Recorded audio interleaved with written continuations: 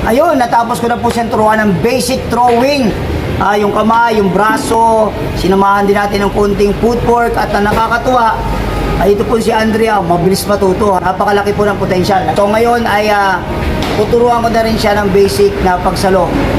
At ang una natin gagamitin, isang tip ko lang sa mga kapanood nito na gusto mag-baseball and softball at sa mga coaches, gumamit po tayo ng paddle glove para ma-develop yung two-hand catching.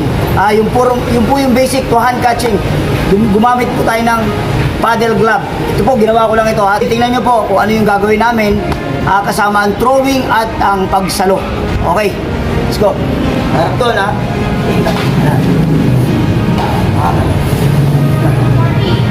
Ikot.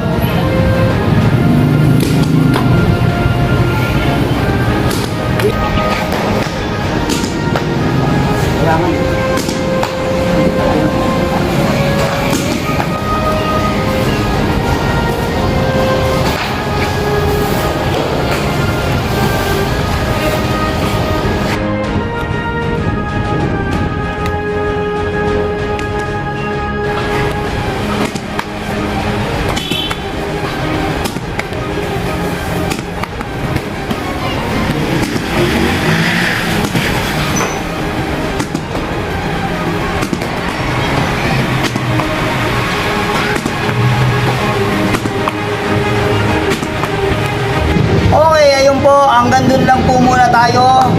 Nang ituturo kay Andrea yung basic throwing at saka yung basic two-hand catching.